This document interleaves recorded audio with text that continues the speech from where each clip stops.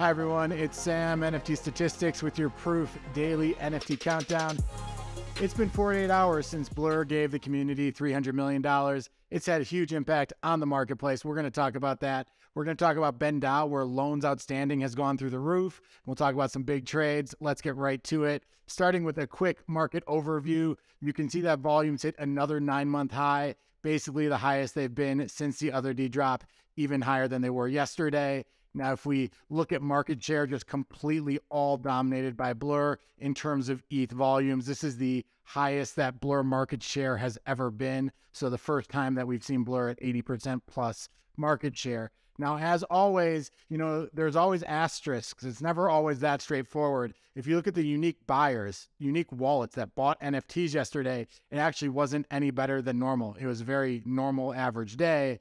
So what does that mean? Tons of ETH volume, no new buyers. The average buyer basically spent more on NFTs than at least any point in the past 9 months. You can see that number of ETH spent per buyer went absolutely through the roof. What else is happening? There's just a ton of flipping going on. If you look at Blur right now, the average NFT gets traded more than 1.5 times. So more NFTs are getting flipped than are not getting flipped in that market. I think what's happening, it's what we've talked about. People want to airdrop farm. There was so much money made by farming for the Blur token that people want to keep doing it, because we know, only about a third or really a quarter of the community pool has been given out. The best way to do that is to put a lot of bids in. So people are bidding, getting hit with those NFTs, then just dumping them to the next person. We're seeing a lot of that. The winner for the most flips since the Blur airdrop began is this Anata NFT, which has been flipped 55 times. Congrats to that NFT. Just kidding. The large cap index, though, fell. So despite all this volume, the prices of NFTs, and as degens, as NFT holders, what we want is prices to go up. That didn't happen. So I don't know if this volume is something we want to celebrate in a huge way. Most things were flat to down, a little bit of up movement in Codas, but the real down movement was in Cool Cats. Now, Cool Cats had a huge jump yesterday and gave back about half of those gains today. The mid-cap index was down about 4%. So pretty big fall in the mid-cap index. Fluff was the one component that was up. Really a whole lot that was down. Pudgy Penguins, Recti, Valhalla. A Kid Called Beast, we were talking about how every day was going up. It's had 2 pretty big down days. That's a cool Kid Called Beast. So I kind of like that pink cowboy hat. Separate point, just a thought personal from me. In terms of art blocks, AI blocks, artists, there were about 9 collections that had 10 ETH of volume or more. 3 of them that I'm going to show you some charts on. I'll just jump right to those. First, Life in West America. This was a mint for less than 0.1 ETH about 9 days ago. And right now you're looking at a 12 ETH floor. All these dots are where the sales are. I think what's happening is you're getting up movements and then a bit of consolidation without much trades, and then huge up movements where there's a ton of volume and a consolidation, and then it happens again. This just feels like the collection that everybody wants to buy if it goes down. As a result, it's not going down. So that's been the movement there. Cerebellum, we didn't talk about this, but this was a new curated art block that dropped on Wednesday. It dropped around 0.6, 0.7 ETH, really rose up after that. And this pink line here is just a trend line. You can see that the trade prices have gradually been going down since the mint, or since the initial spike. Right now, the floor, I believe, is around 0.6 ETH. And then Decoherence by Pinder Van Armen. This is one of the drops that Genesis pass holders from Super Rare got. It was the first one they got. Everybody who has that pass got this for free, I believe. And the floor price until a couple weeks ago was around 2.5, and it's completely rocketed. There were 2 trades yesterday. It's up about 3x basically since that 2 price with a 6 ETH floor. So congrats to people who are in there. This collection's been doing really well. Next story I want to talk about, BendDAO loans are at an all-time high. This is the BendDAO reserve. So the number of people the amount of ETH that is being placed in the BendDAO reserve, it is up above 100,000 ETH for the first time. What's happening on the other side is a lot more people are taking out loans on BendDAO. So Bored Apes, you can see, are up to about 450 loans outstanding.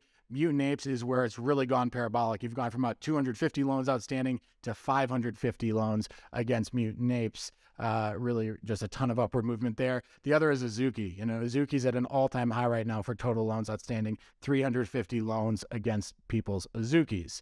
Now, when there are a lot of loans, what happens? There are two.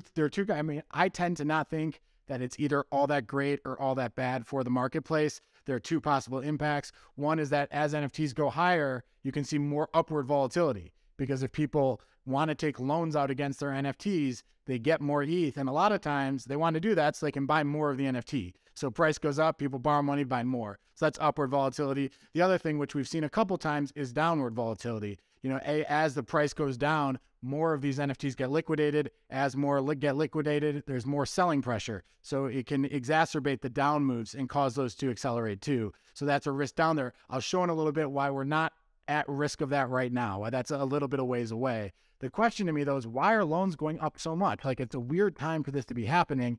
And after doing a little digging, I realized that one of the main reasons is that people right now on BendDAO are getting paid to take out loans. Yes, they're getting paid. You can see right here, the ETH borrow APR is you earn 6.22% if you borrow an NFT. Why is this possible? It's completely bizarre. And the reason is, if you look at how the payment happens, you have to pay 26.3% against your ETH. And that's in this lower box right here on the right.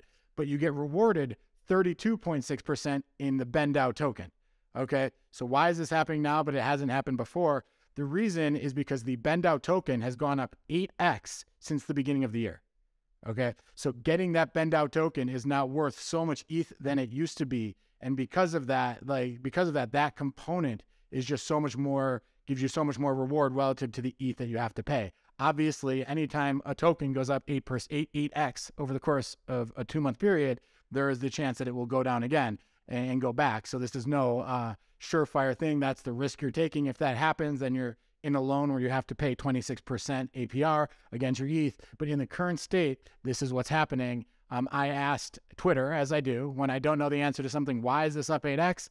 I always like to go to Twitter so I can get you the answers. And BendDAO responded with the think emoji. So the think emoji is the answer that BendDAO gave for why it's gone up 8x.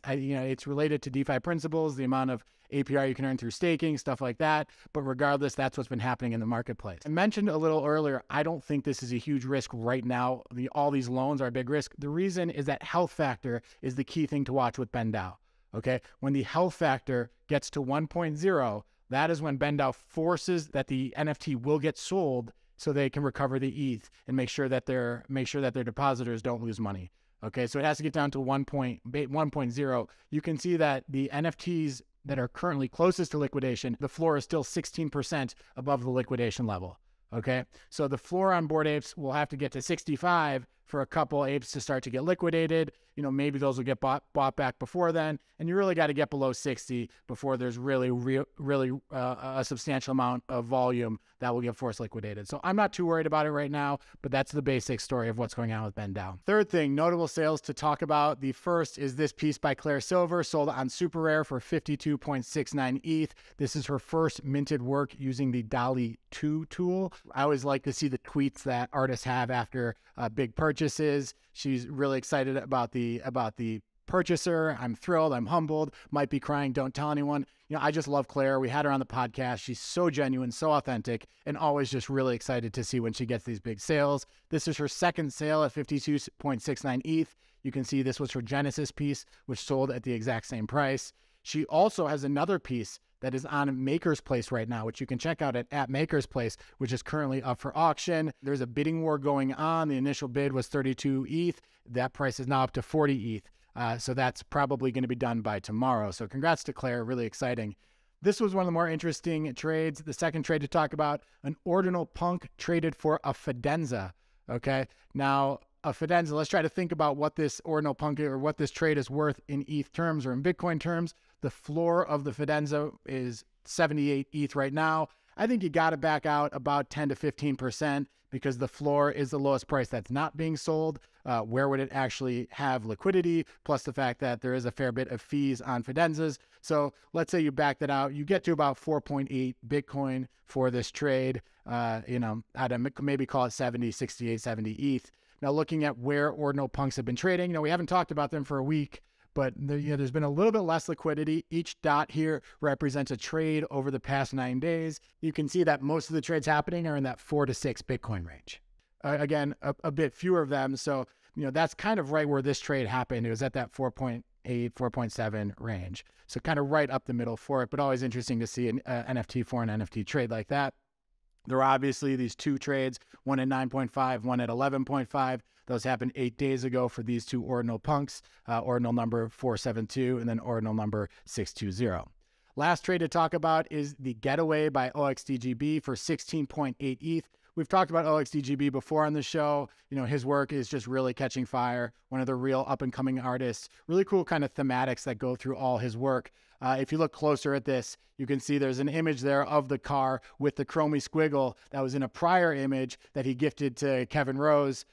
Basically, you know, the Kevin stolen squiggle with the thief holding it. I say he gifted it. Derek Edwards paid for it, but that went to Kevin Rose's wallet. And then in this, you can see the thief driving away with it. You know, again, this was the all-time high for OXDGB at 16.8 ETH. But here are his prior sales. You know, one at 13.2 ETH, one that he traded for a chromey squiggle, 6.6 and 6.9. So clearly up and coming, really fun artist, really like his work. So congrats to him there. And then two other things I wanted to mention. One is that XCOPY minted a new image on Super Rare. Current bid is 52 ETH. You know, XCOPY one of ones tend to go well above 200 ETH. So we'll be curious to see where this one lands. And then the other thing is Sam Spratt. We talked about him. He has this piece currently on AOTM. Yesterday at a 120 ETH bid. Vincent Van Gogh bid 132. So just crazy to see the extent to which this guy's work is popping off. Excited for him. Congrats all around. That's all for me today. I hope you enjoy the show. If you like it, push like below. Do subscribe to our channel. Both those things really help. Tell us what we can do better. Always appreciate those comments. And we'll be back, I believe, on Tuesday because we do this show every weekday, but we don't do public holidays. And I think Monday is a public holiday in the US. If not, we'll be here on Monday. Otherwise, we'll be here on Tuesday. Have a great weekend. We will talk to you soon.